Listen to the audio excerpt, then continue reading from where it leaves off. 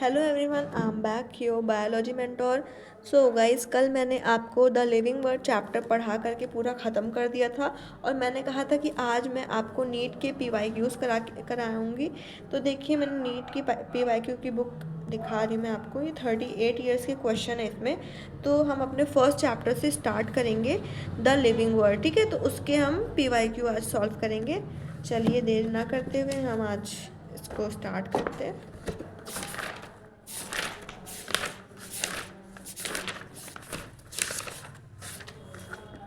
Okay, ये देखो the living word.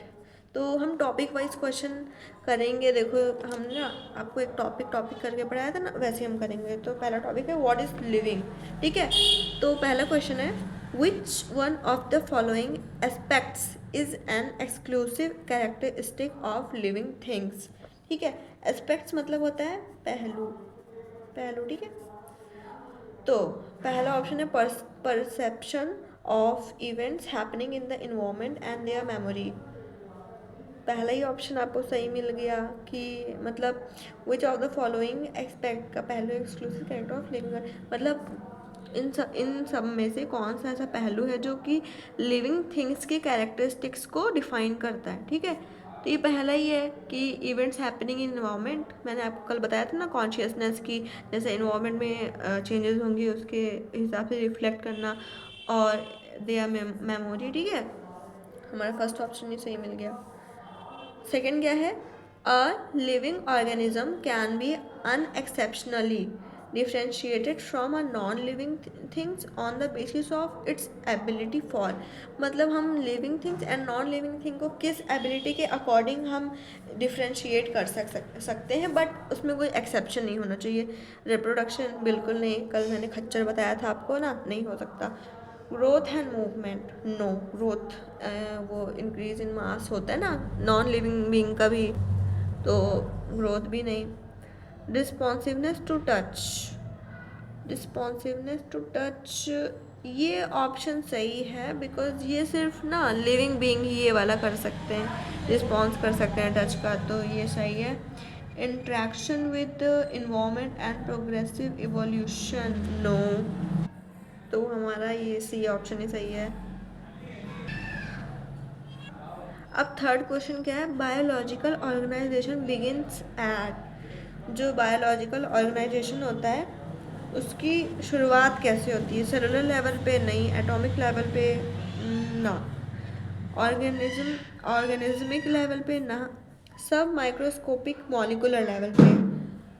हाँ, ये हम कह सकते हैं सब माइक्रोस्कोपिक मॉलिकुलर लेवल पे होती है। That's right answer. और नेक्स्ट क्वेश्चन, अभी नेक्स्ट टॉपिक आ जाता है diversity in the living world. ठीक है, X and Y are the components of binomial nomenclature. This naming system was propose by Z. Okay, आप यहाँ पे इजीली आप समझ गए होगे बायनॉमियल नोमेनक्लेचर किसने दिया था? कैरलस लीनियस ने। मैंने आपको पढ़ाया भी है। ठीक है, तो फर्स्ट है X generic name, Y specific name and Z Carolus Linnaeus. तो कैरलस लीनियस तो सही है, but generic name and specific name नहीं। मैंने आपको क्या बताया था कि पहले स्पीसीज आता है फिर जीनस आता है। बिल्कुल नहीं, मैं कंफ्यूज कर रही थी आपको। ये आपको पहला ही ऑप्शन सही मिल जाता है, पहला एक्स जीनस वाई स्पीसीज, और इसके साइंटिस्ट जिसने इसे कंपोज किया था ये हमारे कैरलस लीनियस। बिल्कुल सही आंसर। आपको फर्स्ट ऑप्शन मिल जाए तो फिर आगे आपको पढ़ने की ज़रूरत ही नहीं है। सेकंड में RH विटेकर ने तो 5 किंगडम क्लासिफिकेशन दिया था, मैंने आपको ये भी बताया है कल।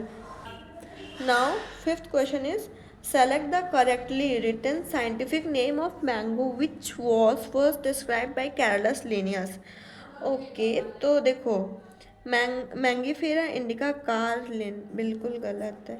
मैंगीफेरा इंडिका लिन ये सही है। अब आप पूछोगे कैसे? मैंने आपको बताया था कि अगर किसी भी साइंटिफिक नेम में ये थर्ड नेम ऐड हो तो इसका मतलब उसका ऑथर जो होता है या जो भी साइंटिस्ट ने उसको कंपोज किया है उसके नाम को रिलेट करता है। तो मैंने इसको एग्जाम्पल में भी आपको समझाया था। तो यहाँ होगा मैंगीफेरा इंडिका लिन। ठीक है, अब नेक्स्ट क्वेश्चन क्या है? 6, Study the four statements A to D given below and select the two correct ones out of them. Okay. Definition of biological species was given by Ernst Mayr. बिल्कुल सही है, इस chapter के starting में मैंने आपको पढ़ाया था. Photo period does not affect reproduction in plants. बिल्कुल गलत है भाई. फोटो पीरियड बिल्कुल इफेक्ट करता है प्लांट्स के रिप्रोडक्शन में. गलत ऑप्शन है.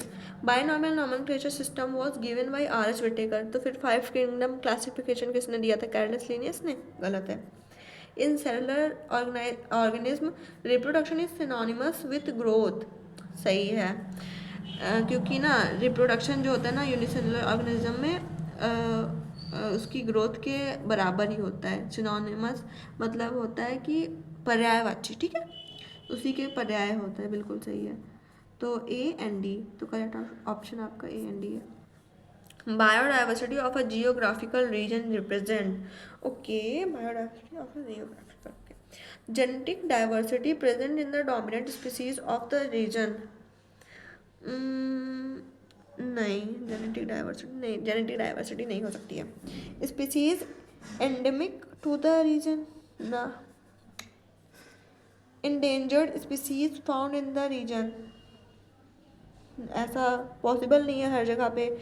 The diversity in the organism living in the region, ये सही हो सकती है. क्योंकि आप biodiversity of a geographical reason के बारे में पूछ रहे हो ना, तो क्या रिप्रेजेंट करता है? The diversity in the organism living in the region, ये होगा. ठीक है. नाउ ICBN ये मैंने आपको कल पढ़ाया था. आप अगर वीडियो देख रहे हो तो आप पॉज करके मेरे को कमेंट करो क्या आंसर होगा इसका. तो इसका आंसर मैं आपको बता दूँ. International code of botanical nomenclature. Botanical means plants का नॉमेनक्लेचर के लिए यूज़ करते हैं. तो इसका राइट आंसर है B. Biosystematics aims at. Biosystematic को मैंने आपको क्या बताया था कि systematic equal taxonomy plus evolutionary relationship. So चलिए पढ़ते हैं. The classification of organism based on broad morphological characters. नहीं भाई. delimiting various taxa of organism and stabilizing their relationships. गलत. The classification of organism based on their evolutionary history and stabilized their polyphylogeny on their totality of various parameter from all field of studies. बिल्कुल सही है. यहाँ पर evolutionary relationship का भी जिक्र किया गया है. याद रखिएगा, ये सब पॉइंट्स काफ़ी आगे काम आते हैं. Now Linus is credited with. पहला ही ऑप्शन है binomial nomenclature. Theory of biogenesis नहीं दी. डिस्कवरी ऑफ माइक्रोस्कोप ना. Discovery of blood circulation. आगे पढ़ोगे आप सब इस सब के बारे में भी. नाउ नेक्स्ट क्वेश्चन इज, दिख रहा है आपको फ्रेम में? Okay. Linus evolved a system of nomenclature called. बहुत इजी. लो भाई, बायनॉमियल. अभी पिछले क्वेश्चन आप ये देखो कि क्वेश्चन को कितनी तरीके से घुमा करके पूछा जा सकता है. ओके. मैं आपको एक चीज़ बताना भूल गई कि अगर कहीं पे ये MR लिखा है, MR यहाँ पर भी MR लिखा है, तो इसका मतलब most repeated question. NEET level के हैं आप तो सोच लो कितने इंपॉर्टेंट क्वेश्चन हैं. मोस्ट रिपीटेड है, तो इसके ऊपर ध्यान रखना. और जहाँ ये OS लिखा है मतलब आउटसाइड NCERT क्वेश्चन है, तो ये NCERT में नहीं दिया हुआ है, वो वाले क्वेश्चन है. The term new systematics was introduced by. देखो, न्यू सिस्टमैटिक्स का जो आपका ये था ना टर्म, इसको जूलियन हक्सले ने दिया था. ठीक है, ये आउटसाइड NCERT का है question. Static concept of species was put forward bye. Statics आपका दिया था कैरलस लीनियस ने. ये भी आउटसाइड NCERT है, ध्यान रखना. ये तो बहुत ईजी है. House fly belongs to. बहुत ईजी है भाई. Muscidae family. In the taxonomic category which hierarchy arrangement in ascending order is correct in case of animals. मैंने आपको एक ट्रिक भी बताई थी. Kids put cat on fire gas stove. आप जान गए होंगे मे बी अब तक. तो kids put cat on fire gas stove. Kingdom, phylum, class, order, family, genus, species. सही आंसर ये हुआ आपका. Okay. Which one of the following belongs to the family Muscidae. Muscidae, ये लो हाउस फ्लाई।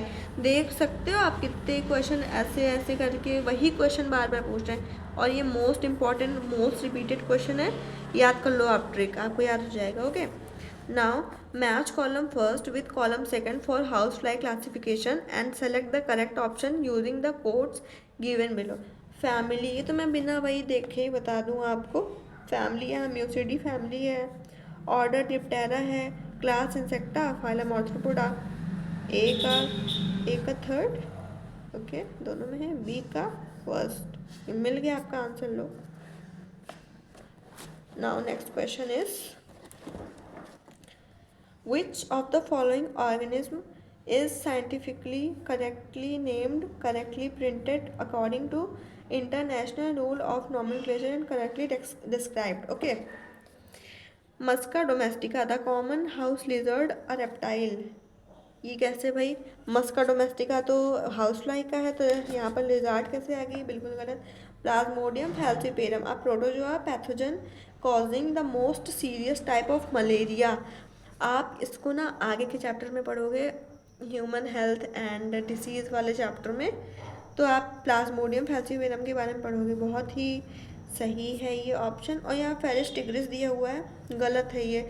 इंडियन टाइगर का old name Felis tigris था बस, but अभी जो मॉडर्न करेक्शन हुआ है, जो मॉडर्न नेम है उसका है पैंथेरा टिग्रिस। ठीक है, तो इस बात को आप पॉइंट आउट कर लेना। आपका ऑप्शन सेकंड सही है।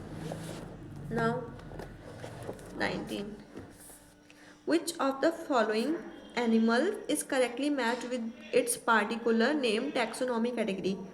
housefly, musca and otter। सही है ना? बिल्कुल गलत। टाइगर टिग्रिस द स्पीसीज, बिल्कुल सही है। पैंथेरा जीनस, टिग्रिस स्पीसीज, सही है। Okay, now species are considered as real basic units of classification. मैंने स्टार्टिंग में बताया था कि क्लासिफिकेशन की जो यूनिट होती है स्पीसीज ही होती है। Which of the following is less general in character as compare to genus. Less general characters, ठीक है, तो आपका स्पीसीज होगा, ये लेस जनरल कैरेक्टर्स होता है जीनस के कंपैरिजन में। Okay, now practical purpose of taxonomy और classification, facilitate the identification of unknown species. आपको पहला ऑप्शन मिल गया कि ये जो अननोन स्पीसीज होती है उसकी आइडेंटिफिकेशन के लिए बहुत ही इम्पॉर्टेंट या बहुत ही फ़ायदेमंद स्टेप होता है टैक्सोनॉमी, तो फर्स्ट है। बट आप पढ़ लो explain the origin of organism, बिल्कुल नहीं, ये सब नहीं बताता है। To know the evolutionary history, ये नहीं बताता है। आइडेंटिफिकेशन ऑफ मेडिसिनल प्लांट्स, बिल्कुल नहीं। Now which arrangement is in correct ascending order? Ascending order बोला, डिसेंडिंग नहीं। डिसेंडिंग अगर बोला होता ना तो फिर आपका यहाँ हो जाता कहाँ गया ये वाला, ठीक, ये वाला। बट असेंडिंग ऑर्डर बोला है तो ये होगा on fire gas stove, order family genus species. देखो एक ट्रिक का कितना फायदा होता है। Now next, taxon is the unit of a group. Option में आपको सेकंड ही मिल गया, taxonomy, very easy. Gorilla, chimpanzee, monkey, mango पढ़ रही हूँ, monkeys and human belong to the same order होगा, primate. Sequence of taxonomic category is, I am sorry, मैं थोड़ा सा कंफ्यूज हो गई थी, बट मैंने सही बताया। मैंने अभी चेक किया वीडियो पॉज करके, मैं थोड़ा कंफ्यूज हो गई थी कि ऑर्डर प्राइमेट या फिर वो मैमेलिया होगा, तो मैं सही थी, प्राइमेट ही होगा। सॉरी, हाँ प्राइमेट ही होगा ऑर्डर, ठीक है, सेम प्राइमेट से बिलोंग करते हैं। Now sequence of taxonomic categories is, taxonomic categories आप देख लो, किड्स पुट कैट। देखो यहाँ फाइलम जो होता है, फाइलम को डिवीज़न भी कहते हैं, तो इस बात पे कभी कंफ्यूज मत हो जाना, गलत है। Division class family, put cat on fire gas stove, गलत है। Put cat on fire gas stove, tribe आप बीच में ऐड कर दो, उससे इतना फ़र्क नहीं पड़ता, बट आपको सीक्वेंस सही लगना चाहिए, सही है। देखो यहाँ फाइलम है, division, class, order, family, genus, species, tribe बीच में दिया हुआ है, वो बस कंफ्यूज करने के लिए होता है बच्चे को। The term phylum was given by, phylum term ये हैकल ने दिया था आपका, आउटसाइड एनसीईआरटी में नहीं दिया, इसलिए आपने पढ़ा नहीं मेरे लेक्चर में। अ ग्रुप ऑफ प्लांट्स और animals with similar trait of any rank is, similar trait जिनमें होगा they are known as taxon, ये मैंने बताया था आपको, टैक्सॉन डी ऑप्शन सही है आपका। Okay, now second last is a taxon is a group of related family, ना a group of related species, a type of living organism, नहीं, a taxonomy group of any ranking, बिल्कुल सही। देख लो कैसे question घुमा घुमा के पूछते हैं। Basic unit of smallest taxon और टैक्सोनॉमी ऑफ टैक्सोनॉमिक और classification is, basic unit species. देखो स्टार्टिंग और एंडिंग, स्टार्टिंग में आप यही पढ़ोगे चैप्टर के बेसिक यूनिट ऑफ क्लासिफिकेशन, ठीक है। तो ये आपका यहाँ पर एमसीक्यू या पीवाईक्यू हुआ ख़त्म। बहुत ही इम्पॉर्टेंट पीवाईक्यूज थे। ऐसे ही अगर आप नेक्स्ट चैप्टर को भी चाहते हो कि आप एकदम अच्छे से बिल्डअप कर लो, अपना कॉन्फिडेंस बिल्ड कर लो, तो आप कल आ जाना अपने चैनल पे। हम लोग नया चैप्टर स्टार्ट करेंगे, बायोलॉजिकल क्लासिफिकेशन। और यहाँ तक बने रहने के लिए थैंक यू सो मच।